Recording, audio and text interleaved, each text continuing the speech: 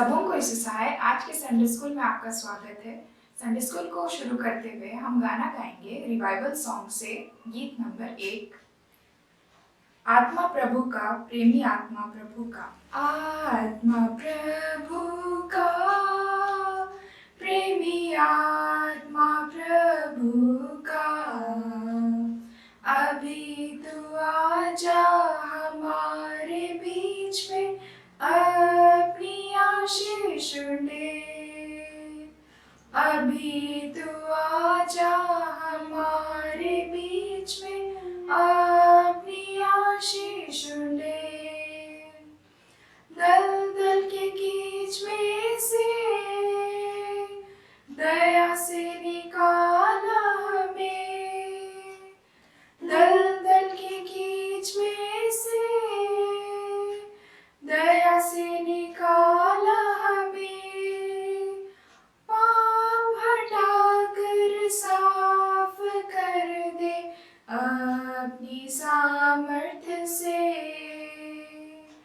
पाप हटाकर साफ कर दे अपनी सामर्थ्य से। आत्मा प्रभु का, प्रेमी आत्मा प्रभु का, अभी तू आजा हमारे बीच में, अपनी आशीष ले। अभी तू आजा हमारे बीच में, अपनी आशीष ले। प्रभु के सीने में मैं सिर के आराम पाऊं, प्रभु के सीने में मैं सिर के आराम पाऊं। प्यासा हूँ मैं तेरे प्रति, याद दिला मुझे। प्यासा हूँ मैं तेरे प्रति, याद दिला मुझे। आत्मा प्रभु का, प्रेमी आत्मा प्रभु का, अभी तू आजा हमारे बीच में, अपनी आशीष ले। अभी तू आजा हमारे बीच में, अपनी आशीष ले। सब एक साथ 10 आज्ञा को उच्चारण करें। पहली आज्ञा, परमेश्वर तेरा ईश्वर मैं हूँ, किसी दूसरे को ईश्वर मत मान। दूसरी आज्ञा, किसी प्रकार की मूर्ति पूजा मत कर। तीसरी आज्ञा, परमेश्वर अपने ईश्वर का नाम अकारत मत ले, क्योंकि ईश्वर उसको जो उसका नाम अकारत लेता है निर्दोषी न ठहराएगा। चौथी आज्ञा, विश्रामभर को पवित्र रखने के लिए मत भूल। पांचवी आज्ञा, अपने माता पिता का आदर कर, जिससे तेरा भला हो और पृथ्वी पर तेरा जीवन अधिक हो। छठवीं आज्ञा, मनुष्य हत्या मत कर। सातवीं आज्ञा, व्यभिचार मत कर। आठवीं आज्ञा, चोरी मत कर। नौवीं आज्ञा, अपने पड़ोसी पर झूठी साक्षी मत दे। 10वीं आज्ञा, अपने पड़ोसी के घर और उसके परिवार का लालच मत कर। आमीन।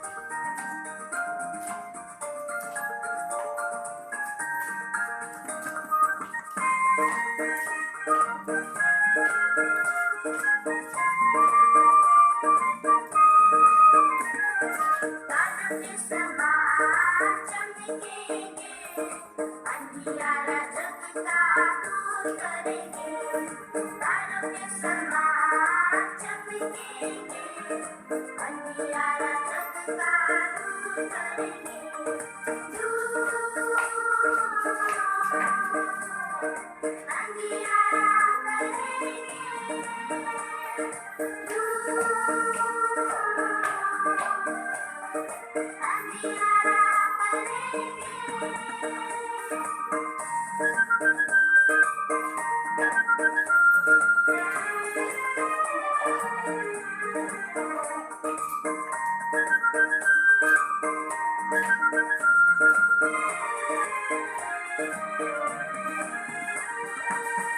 बातों से भरा है संसार, भलाई की बातों से करते हैं इनकार।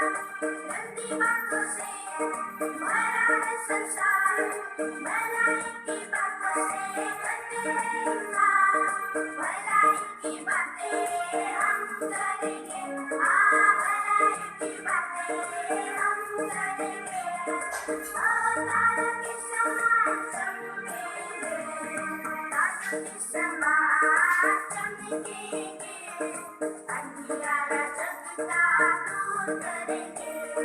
तारों के समान चमकेंगे, अंधियारा सबका दूर करेंगे।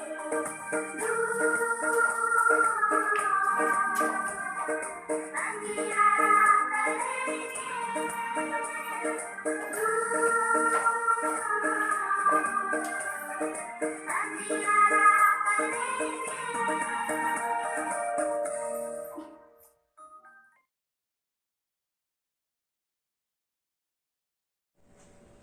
सभी को यीशु सहाय।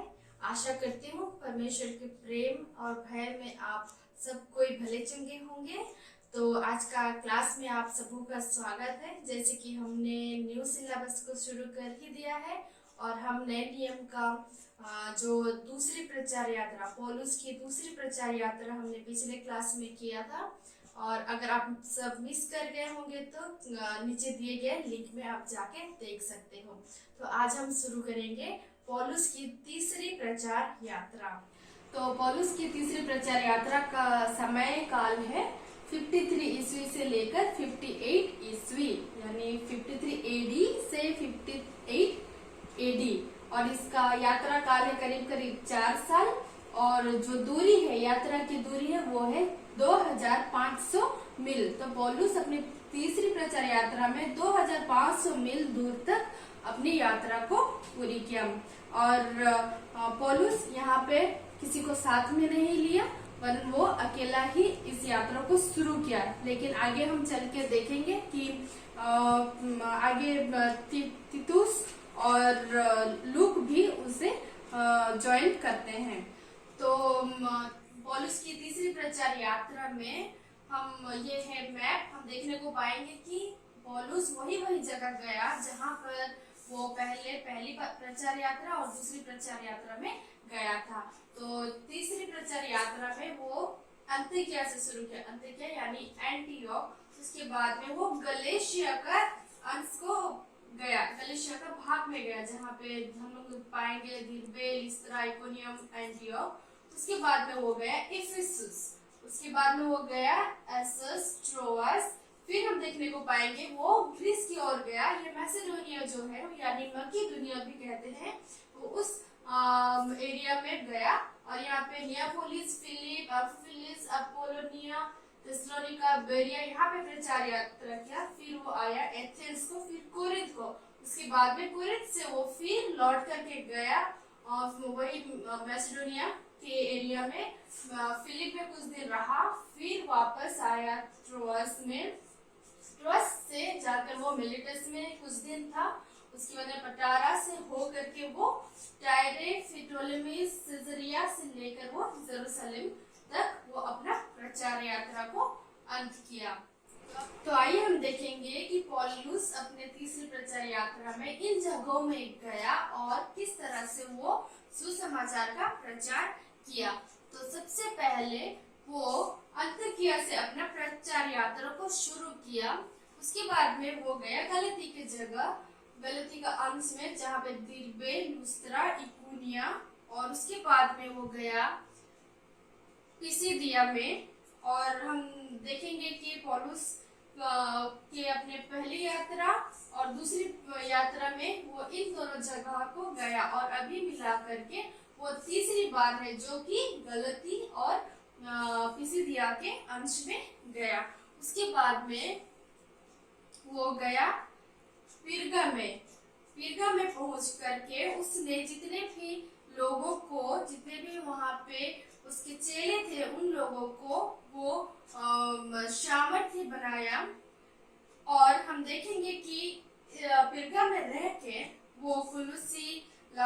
किया हीरोपोलिस, जो कि उसके करीब करीब भाग में जो अंचल थे उन सारे अंचलों में जाके सुसमाचार को प्रचार किया। फिर आगे हम देखेंगे कि वो इफिसुस को गया और इफिसुस में उसने करीब करीब 3 साल तक रहा। तो हम देखेंगे कि इफिसुस में वो बहुत सारे आश्चर्य कार्यों को किया, बहुत सारे लोग जो कि प्रभु में आने लगे। तो अब हम देखेंगे कुछ डिटेल जो कि इफिसुस में हुआ था। सबसे पहले इफिसुस में पहुंच के पौलुस आराधनालयों में प्रचार किया। उसके बाद में जो तुर्त्रुस नामक एक विद्यालय था, जो कि वहां पे 2 साल रह करके पौलुस ने प्रचार का काम किया और लोगों को वचन सिखाया। पूरे एशिया में परमेश्वर का वचन को उसने फैलाया। हम देखेंगे कि इफिसस में बहुत सारे अनोखे वाली काम हुई थी, जैसे कि कुछ चमत्कार जो कि हम पाएंगे प्रेरितों के काम का 19 अध्याय का 11 अध्याय से लेकर के 20 पद तक। तो यहाँ पे लिखा गया है और बताया गया है किस प्रकार से पौलुस ने आश्चर्य कार्यों को वहाँ पे किया। यहाँ तक कि रुमाल और जो अंगोछे उसकी देह को स्पर्श कराकर कोई बीमार पर डालते थे तो वो उनकी बीमारियां चली जाती थी और दुष्ट आत्माएं भी उनमें से निकल जाती थी। फिर यही सब कुछ देख करके कुछ यहूदी जो वहाँ पे झाड़ा फूकी करते थे, वे लोग भी इसी तरकीब को अपनाए और दुष्ट आत्माओं को निकालने लगे। तो पौलुस तो यीशु मसीह के नाम से उन सारे बीमारियों को वो चंगा करता था। तो ये जो यहूदी लोग थे वे लोग भी उसी तरकीब को अपनाते थे। तो एक बार ऐसा हुआ कि एक यहूदी महायाजक जिसका नाम था स्कीवा, उसके 7 पुत्र थे, वे भी ऐसा करते थे। और लेकिन जब दुष्ट आत्मा उनको पूछा करते थे, मैं तो यीशु को जानती हूँ, पौलुस को जब भी जानती हूँ, परंतु तुम लोग कौन हो? तो ये सब को सुन करके वो मनुष्य लोग जो लोग दुष्ट आत्मा को भगाते थे, वे लोग जान गए कि पौलुस किस नाम को ऊंचा उठा करके ये काम करता था। वे लोग जान गए कि पौलुस जो सुसमाचार प्रचार करता था वो यीशु मसीह का नाम का सुसमाचार प्रचार करता था और यीशु मसीह के नाम से वो लोग चंगाई को प्राप्त करते थे। तो इन सब बातों को देख करके जितने भी जादू करने वाले थे और जादू टोना करते थे, वे अपनी अपनी पोथियां इकट्ठी की और सबके सामने वे लोग जला दिए। और जब उनका दाम जोड़ा गया तो वो करीब करीब 50,000 चांदी के सिक्कों के बराबर निकला। तो इस प्रकार हम देखेंगे कि इफिसुस में पौलुस किस प्रकार से परमेश्वर का वचन को बलपूर्वक फैलाता गया और प्रबल होता गया। हम देखेंगे कि इफिसुस में बहुत सारे यंग लीडर्स थे जिनके नाम है सोपेटर जो कि बीरिया से थे, और अरिस्तोक्रूस और सिकुंदुस जो कि थिस्सलुनी से थे, गायुस जो दिरबे से था, तीमुथी जो कि लुस्त्रा से था, और इसी इफिसुस में पौलुस, फिलेमोन और एपफ्रस से मिला जो कि कोलोसी से आए थे। फिर हम बाद में देखेंगे कि जो यही एफेसस जो कि कोलोसी चर्च को जाके कोलोसी चर्च का निर्माण किया था। हम देखेंगे इफिसुस इसी शहर में तीतुस जो पौलुस के संग रह करके कार्य को किया, और हम देखेंगे कि बहुत सारे लीडर्स जो कि इसी इफिसुस में ही अपना ट्रेनिंग लिए और वे लोग एल्डर्स कहलाए, यानी ताकि वे लोग अन्य जगह में जाके कलीसिया को स्थापन करके वहाँ के सारे विश्वासियों को मजबूत और दृढ़ करने को पाए। हम देखेंगे कि पौलुस को मकेदुनिया और अखाया होके जेरूसलम को जाना था, ताकि जो दान उसने संग्रह किया था इन सारे जगह में, तो उसे वो जेरूसलम को पहुंचाना था। लेकिन पौलुस रोम को भी जाना चाहता था, इसीलिए तीमुथी और इरास्टस यानी यूस्तुस को उस यरूशलेम को भेज दिया। ताकि वे मैसेडोनिया मकिदुनिया होकर के जाए और वो जो दान संग्रह किया गया था वो यरूशलेम तक पहुंच जाए। उसके बाद में हम देखेंगे कि कुछ लोग जो कि कुरिन्थ से थे वे लोग आए और कुरिन्थ में होने वाली जो भी सुविधा असुविधा वाद विवाद कलीसिया में किस प्रकार की बातें हो रही है उन सारी चीजों को पौलुस को बताया। और पौलुस इफिसुस में रह के पहला कुरिन्थियंस को लिखा और जो भी प्रॉब्लम्स चल रही थी उस कलीसिया में उन सारे प्रॉब्लम्स को अच्छी तरह से उसने दर्शाया और उन्हीं लोगों के हाथ में उस पत्र को लेके भिजवा दिया। फिर हम देखेंगे कि उसके बाद में तीतुस को भेजता है उस कुरिन्थ शहर ताकि तीतुस उस शहर जो कुरिन्थ शहर वहाँ पे वो अच्छे से देख रेख करे, विश्वासी लोग जो वहाँ पे स्थित थे उन लोगों का विश्वास को और दृढ़ बनाए। इसके बाद में कुछ दिनों के बाद में देखने को पाएंगे कि तीतुस जब आता है वापस तब बहुत ही अच्छा रिपोर्ट लेके आता है। फिर हम देखेंगे कि जो गलतिया के नाम पे जो पत्री थी वो भी पौलुस ने इफिसुस में रह के लिखा था। और हम एक देखेंगे कि उस समय एक बहुत बड़े विषय का जो हुल्लड़ मचा हुआ था जो कि देमेत्रियुस नाम का एक सुनार था जो कि अरितिमिस की चांदी के मंदिर को बनवाकर कारीगरों को बहुत काम दिलाता था। तो जब वो काम करता था तो वो शहर में और उन कई दूसरे देशों में भी वो मूर्ति को जो कि बेचना खरीदना ये सब चलता था। उन लोगों का बिजनेस बहुत अच्छी तरह से चलता था। परंतु पौलुस जब आया उसने वो कह रहा था कि जो हाथ की कारीगरी है वो ईश्वर नहीं है। तो इससे वे लोग डर गए और वे लोग कहने लगे कि अभी क्या हमारा धंधा बंद हो जाएगा या फिर हम करेंगे या नहीं करेंगे। ये कौन है जो कि महान देवी अरितिमिस का मंदिर को तुच्छ समझता था और जिसे सारी जगत और आसिया पूछते थे उसे महत्व अभी नहीं दिया जाएगा। तो ये सुनकर लोग क्रोध से चिल्लाने लगे और कहने लगे कि इफिसियों की अरितिमिस महान है। तो पूरे सारे नगर में जो कि बहुत ही बड़ा कोलाहल मच गया और मकेदोन निवासी जो गायुस और अर्तिकुस जो पौलुस के संग थे उन्हें पकड़ लिया और उन्हें रंगशाला में पकड़ लिया और वे लोग एक साथ रंगशाला में दौड़ के चले गए। और जब पौलुस भी अंदर जाना चाहा तो उसे जाने नहीं दिया गया। फिर आसिया के जो हाकिम थे उनमें से कई मित्र थे उन्हें कहला भेजा और विनती की कि पौलुस को कि उस जगह छोड़ करके वे चले जाए। और हम देखेंगे कि पौलुस इफिसुस से निकलकर अभी मकिदुनी को गया। मकिदुनिया का एरिया जो रह के वो नियापोलिस, फिलिपी, थिस्सलुनी, बिरिया में प्रचार का काम किया। और हम देखेंगे कि इसी मकिदुनिया में रह के पौलुस दूसरा कुरिन्थियंस को लिखता है। और जो जैसे मैंने कहा इफिसुस में ही रह के पौलुस तीतुस को कुरिन्थस को भेजा था।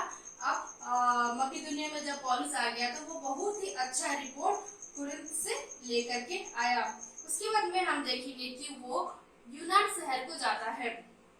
उसके बाद में पौलुस यूनान शहर को चले जाता है और वहाँ पे करीब करीब 3 महीना रहता है।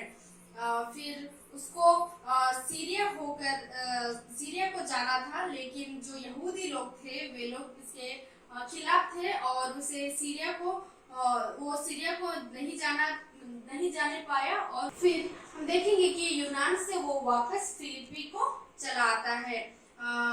तो फिलिपी में लूका से मिलता है और जो 7 भाई थे उनसे भी मिलता है जैसे कि उनका नाम बिरिया के जो पुरुष थे और उसके पुत्र सोपुत्रुस और थिस्सलुनीकियों में से अरिस्तर्खुस और सिकुन्दुस और दिरबे के गायुस और तीमुथियुस और आसिया के तुखिकुस और त्रिफोमुस आसिया तक यहाँ तक उन्होंने साथ दिया। उसके बाद हम देखेंगे वो फिलिपी से निकल के फिलिपी से जहाज पकड़ के वो 5 दिन में त्रोआस को पहुंचा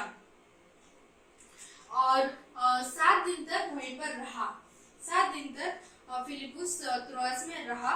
और यहाँ पे हम देखेंगे जो कि यूतुखुस जो कि तीसरा मंजिल से गिर गया था और वो मर गया था, उसे पौलुस ने जीवित किया। फिर उसके बाद में पौलुस आगे बढ़ा और वो मिलेतुस की ओर गया। मिलेतुस में पहुंच करके उसने वो जो बड़े लोगों को, जो लोग को इफिसुस में ट्रेनिंग दिया था, जो लोग अपने कलीसिया को दृढ़ बनाएंगे करके, वे लोगों को मिलेतुस में ही बुलाया और मिला और उन्हें एक बहुत ही शक्तिशाली बहुत ही पावरफुल मैसेज उनको दिया और वे लोग बल और सामर्थ पाए और वहां से वे लोग विदा हो गए। और वो कैसरिया को पहुंच गया और कैसरिया में वो फिलिप्पी के घर को गया और देखेंगे कि एक भविष्यवक्ता जो कि अगबुस था, वो यूडिया से था, वो कहता है कि इस समय पौलुस को यरूशलेम नहीं जाना चाहिए। और साथ ही फिलिप्पी के जो 4 बेटियां थे, वे लोग भी कहते हैं कि पौलुस यरूशलेम को ना जाए, क्योंकि यरूशलेम अगर वो जाता है तो कुछ खतरा उसके ऊपर है। परंतु पौलुस उन लोगों की बातों को नहीं सुना और उसने कहा कि परमेश्वर ने मुझे ये दायित्व सौंपा है और मैं इस दायित्व को कैसे अधूरा छोड़ के चला जाऊंगा। तो यहाँ पे हम देखेंगे कि पौलुस किस तरह से कितना डेडिकेटेड था गॉस्पेल के लिए, कितना डेडिकेटेड था सुसमाचार प्रचार करने के लिए। वो अपना काम को, अपना दायित्व लेकर के वो हर जगह को गया। इतना तक भी नहीं सोचे कि उसके जान को भी खतरा हो सकता है, परंतु वो हर एक जगह में गया और हर एक जगह में वो अपना कलीसिया स्थापना किया और बहुत सारे लोग जो कि यीशु को विश्वास करके बपतिस्मा लेने को लगे। उसके बाद में वो यरूशलेम को चला जाता है। तो हम देखेंगे कि यहाँ पे पौलुस अपना यात्रा अंतकिया से शुरू करके वो किस तरह से इफिसुस होके, मकेदोनिया होके, मिलेतुस होके वो यरूशलेम को जाता है। तो हम देखेंगे कि पौलुस को इतना भी कुछ आसान नहीं लगा होगा ये यात्रा। वो बहुत ही कठिन परिश्रम, दुख, इन सब चीजों से गुजरता हुआ इन शहरों से गया, लेकिन फिर भी वो नहीं रुका। वो फिर भी अपना कार्य, जिसका दायित्व, जिसका भार वो लिया है, जो कि सुसमाचार प्रचार का, वो नहीं रुका और वो आगे ही बढ़ता गया। हमने देखा पौलुस किस तरह से अपनी जान की परवाह ना करके वो पहली प्रचार यात्रा को गया, दूसरी प्रचार यात्रा को गया और तीसरी प्रचार यात्रा को गया। और हमने ये भी देखा कि वो कैसा उसके जान को खतरा होकर भी किसी का बात ना सुन के वो यरूशलेम तक गया। तो जाहिर सी बात है, हम इसी में से जानेंगे कि परमेश्वर का आत्मा उसके साथ में कैसा था और वो अपने दायित्व के प्रति कितना अपना हृदय को दिया था। तो आज के लिए एक मेमोरी वर्स है, 2 मेमोरी वर्स है। जो पहला एक है जो कि हम पाएंगे मत्ती 16 अध्याय का 25 पद में, जैसा लिखा है, जो कोई अपना प्राण बचाना चाहे वो उसे खोएगा और जो कोई मेरे लिए अपना प्राण खोएगा वो उसे पाएगा। निश्चय ही पौलुस इसी वचन को पकड़ के अपने जीवन का आधार बन के बल और सामर्थ पूर्वक होकर के वो आगे बढ़ता गया। और साथ ही और एक वचन हम देखेंगे जो कि हम पाएंगे प्रेरितों के काम का 20 अध्याय का 35 पद। इसमें ऐसा लिखा है कि मैंने तुम्हें सब कुछ करके दिखाया कि इसी रीति से परिश्रम करते हुए निर्बलों को संभालना और प्रभु यीशु के वचन स्मरण रखना अवश्य है। और अब उसने आप ही कहा, लेने से देना धन्य है। तो यहाँ पे पौलुस ने जो भी अपनी प्रचार यात्रा को किया और जितने भी वचन को हमें ग्रहण योग्य बनाया, इससे हम जानेंगे कि हम लेने से तो हमें देना धन्य है। हम इसका अर्थात हम अगर अपना जीवन को यीशु मसीह के लिए सौंपते हैं तो हम कितने ही धन्य हैं। उसका इंग्लिश वर्जन में यह भी कहता है, जो कि बहुत ही पावरफुल हमें लगता है, जैसे कि it is more blessed to give than to receive.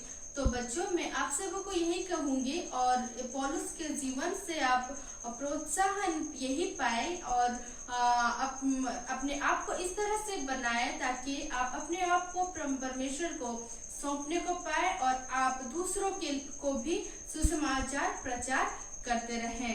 तो आज का क्लास इतना ही और अब हम मिलेंगे नेक्स्ट क्लास में और आगे हम देखेंगे कि पौलुस के जीवन के बारे में। तो आज के लिए इतना ही। आप सबों को धन्यवाद। आप सब सकुशल घर पर रहिएगा। ईशु सहाय। हम प्रार्थना करें। इस सर्वशक्तिमान ईश्वर दयालु पिता, हम तुझे धन्यवाद देते हैं। बीते दिनों में हमारे संग साथ रहा, हमारी रक्षा रखवाली की, हमें सुस्वस्थ रखा और आज के दिन को हमें देखने को दिया। तेरी दया और प्रेम से आज हम इस ऑनलाइन संडे स्कूल में शामिल होने पाए हैं। जो भी शिक्षा आज दी गई वचनों के माध्यम से, गीतों के माध्यम से, एक्शन सॉन्ग के माध्यम से हमारी सहायता मदद कर कि उसे हम अपने जीवन में लाने पाएं। हम अपने आप को तेरे दया रूपी हाथों में समर्पित करते हैं। हमारे संडे स्कूल के सभी बच्चों के लिए प्रार्थना करते हैं कि वे तेरे भय और प्रेम में बढ़ें और अपनी पढ़ाई में मन ध्यान दें। सारे संडे स्कूल टीचर्स के लिए प्रार्थना करते हैं, उन्हें बुद्धि ज्ञान दे ताकि वे अच्छे से क्लास लेने पाएं। इस ऑनलाइन सर्विस के द्वारा सबों को आशीष प्रदान कर, हमारे पाप दुष्ट अपराधों को क्षमा कर। इस प्रार्थना को तेरे बेटे हमारे उद्धारकर्ता प्रभु यीशु मसीह के नाम से मांगते हैं, आमीन। हे हमारे पिता, तू जो स्वर्ग में है, तेरा नाम पवित्र माना जाए, तेरा राज आवे, तेरी इच्छा जैसे स्वर्ग में वैसे ही पृथ्वी पर भी हो। हमारे प्रतिदिन की रोटी आज हमको दे और हमारे अपराधों को क्षमा कर, जैसे हम भी अपने अपराधियों को क्षमा करते हैं, और हमको परीक्षा में मत डाल, परंतु बुराई से छुड़ा, क्योंकि राज्य और पराक्रम और महिमा सदा तेरे ही हैं, आमीन। प्रभु शक्ति अब दे, शक्ति अब दे, शक्ति अब दे मुझे, तब मैं ज्योति देऊंगा हर जगह हर समय। जब लोग तू ना आवेगा, जब लोग भोर ना होवेगा, प्रभु शक्ति अब दे, शक्ति अब दे, शक्ति अब दे मुझे, तब मैं ज्योति देऊंगा हर जगह हर समय। जब लोग तू ना आवेगा, जब लोग भोर ना होवेगा। हमारे प्रभु यीशु ख्रिस्त की दया और ईश्वर का प्रेम और पवित्र आत्मा का मेल मिलाप हम सबों के साथ हो, आमीन। ईशु सहाय।